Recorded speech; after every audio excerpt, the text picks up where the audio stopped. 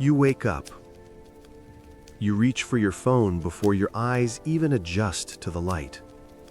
Notifications, messages, updates that don't really matter, but still, you scroll. You get ready, grab your coffee, head to work. Another day of meetings, emails, tasks. You keep going because that's what you're supposed to do. That's what everyone does.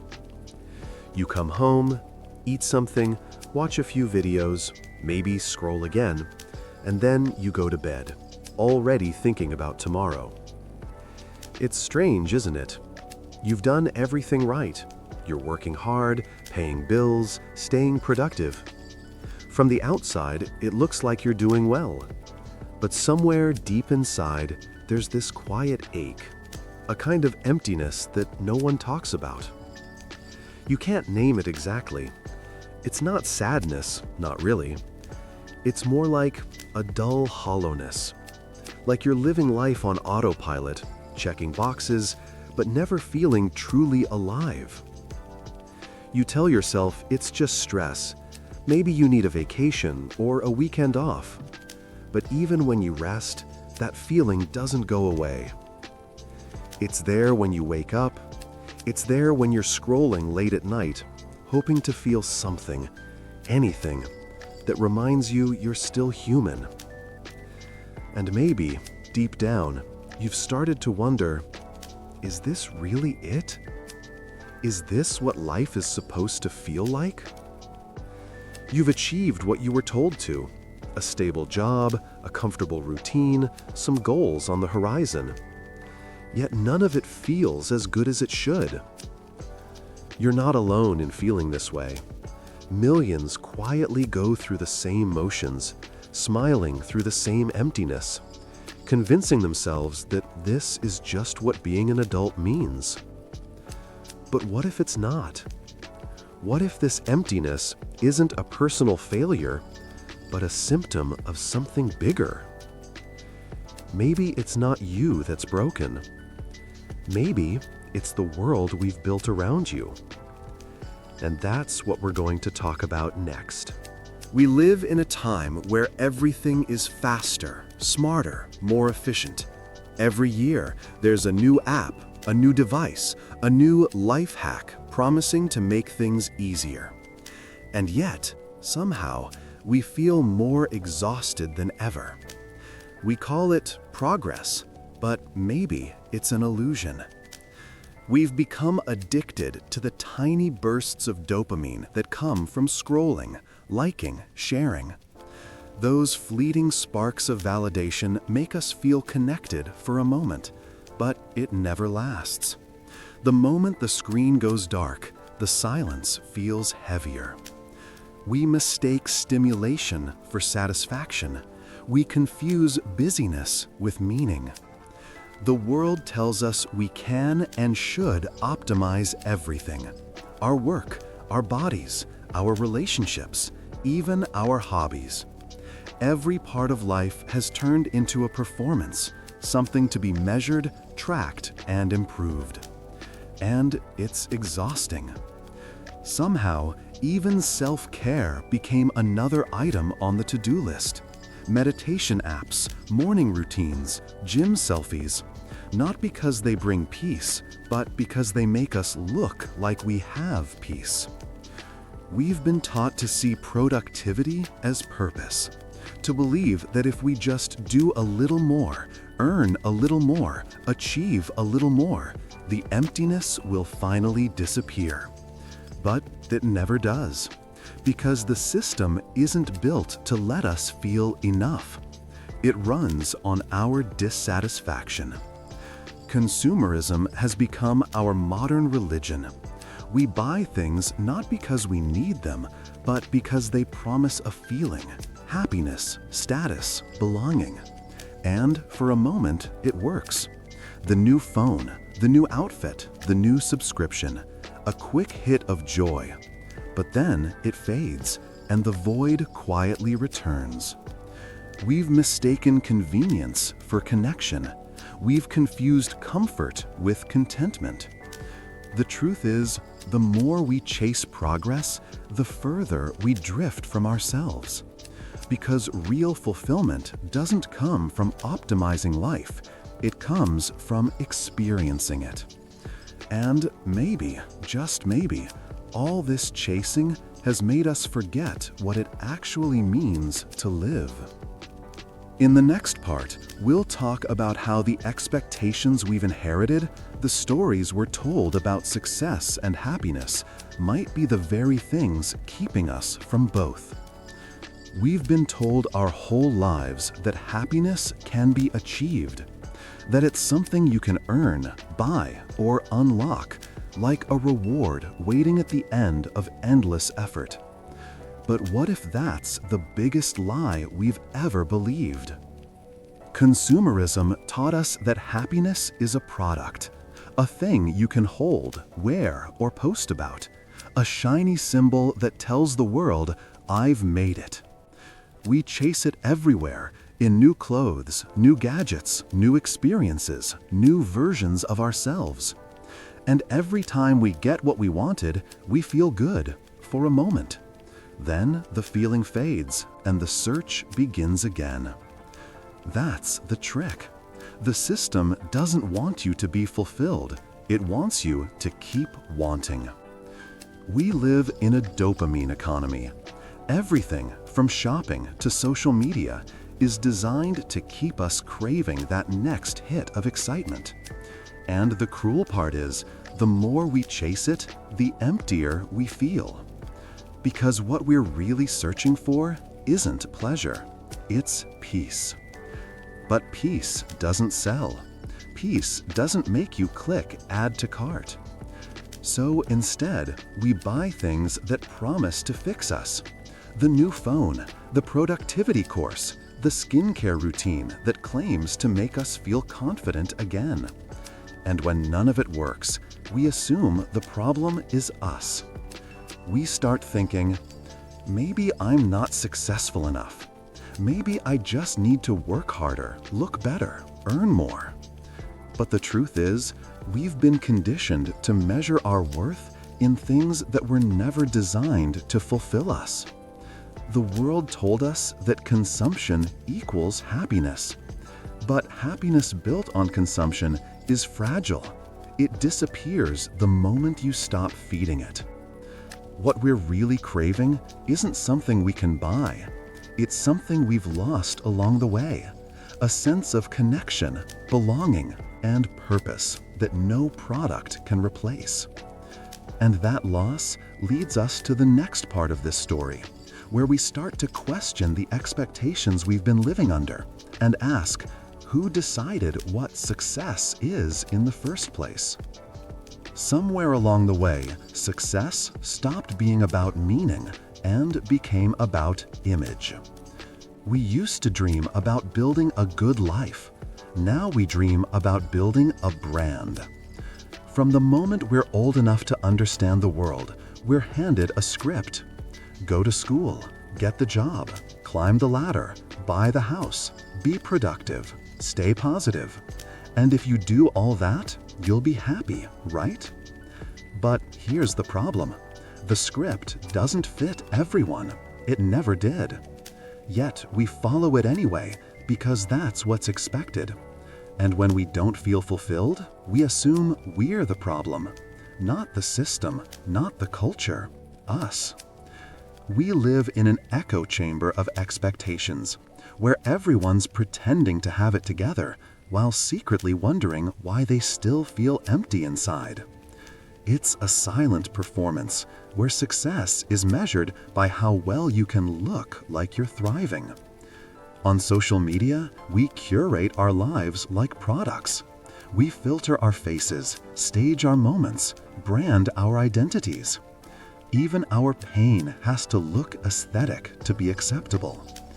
And in this endless chase for validation, something important quietly dies: authenticity. We used to belong to communities. Now we belong to audiences. We used to share stories. Now we share content. We've replaced connection with comparison and belonging with performance. Hyper-individualism has become our new belief system. This idea that we have to be entirely self-made, self-sufficient, self-branded. But the truth is, no one is truly self-made. We are built through connection, through shared purpose, through people who remind us who we are. And maybe that's why so many of us feel lost, because we've been chasing individual success in a world that was meant to be lived together. We've forgotten what it means to be part of something bigger than ourselves, to contribute, not just compete, to connect, not impress. So the question isn't just what do you want to achieve, it's who do you want to become while achieving it? And more importantly, who are you becoming without it? In the next part, we'll talk about how to start reclaiming that sense of purpose, how ancient wisdom can help us slow down, reconnect, and find meaning in a world that constantly pushes us to keep running. Maybe the problem isn't that life has lost its meaning. Maybe it's that we've stopped looking for it in the right places.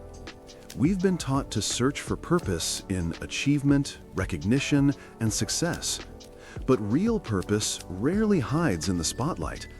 It lives quietly, in the small moments we often overlook. Ancient philosophies understood this long before we did. The Stoics believed peace came from focusing on what's within your control and letting go of everything else.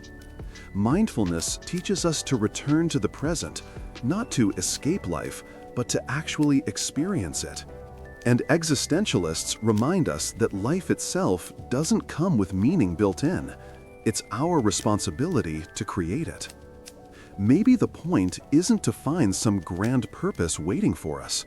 Maybe it's to create meaning from the ordinary. A conversation that makes someone feel seen. A walk where you actually notice the wind, the sound of your breath, the world moving around you. A small act of kindness that no one else will ever know about. We underestimate how powerful these little moments are, how they can rebuild our sense of self, piece by piece. Because the truth is, most of life happens in the in-between. Not in the big milestones, but in the quiet, unseen choices we make every day. When you start living with intention, when you choose to be present instead of performing, something shifts. You stop chasing meaning and start creating it. You begin to realize that fulfillment isn't about doing more. It's about doing what matters, even if it's small. The world wants us to believe that only grand things count. Big goals, big wins, big moves. But the philosophers, the poets, the people who've truly lived, they all say the same thing. Meaning isn't found in what you have. It's found in how you live. So maybe the next time you feel lost, don't look outward. Look inward. Ask yourself not what should I be doing, but what actually feels alive to me right now. Because purpose isn't out there waiting to be discovered. It's here, in this moment, waiting for you to notice it. And in the next part, we'll turn that awareness into action. Small, practical steps to rebuild a life that feels real again. Awareness is powerful, but it only becomes transformation when we act on it. Once you start seeing the emptiness for what it is, the next step is to rebuild your life with intention, to make choices that align with what truly matters to you. And that doesn't mean quitting your job or running off to live in the mountains. It starts small, tiny shifts that bring you back to yourself. Start with your relationship to technology. Take breaks from the noise. Try a digital detox, not to punish yourself, but to give your mind a moment of silence. Silence is where clarity lives. When you step away from constant scrolling, you start to hear your own thoughts again. Then look at how you consume, not just products, but information, content, even emotions. Ask yourself before you buy, watch, or share something, is this adding value to my life or just filling space? Intentional consumption isn't about deprivation. It's about choosing things that nourish you instead of draining you. Next, reconnect with community. Humans were never meant to live in isolation, yet modern life often pushes us toward it. Reach out to someone, join a group, volunteer. It doesn't have to be big. Even a small circle of real connection can ground you more than 1,000 online followers ever could. And perhaps most importantly, challenge the idea of what success means to you. Society will keep defining it in numbers, income, followers, status, but you have the power to redefine it in meaning. Maybe success for you is peace of mind. Maybe it's creative freedom.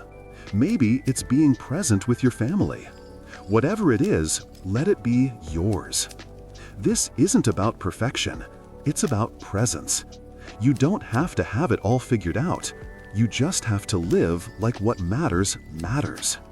Because meaning isn't something you reach and then hold forever. It's a journey, not a destination. You'll lose it, find it again, lose it again, and that's okay. That's what being human looks like. So as you start rebuilding your life, remember this: you don't need to escape the world to find meaning. You just need to move through it, awake, intentional, and aware. And in the final part, we'll talk about what it means to keep walking this path, not chasing meaning as a goal, but embracing the search itself as the most human journey of all. The truth is, there's no final destination when it comes to meaning. No single breakthrough that fixes everything. No perfect morning routine, no quote, no book that suddenly makes life feel complete. Meaning isn't a finish line, it's a rhythm.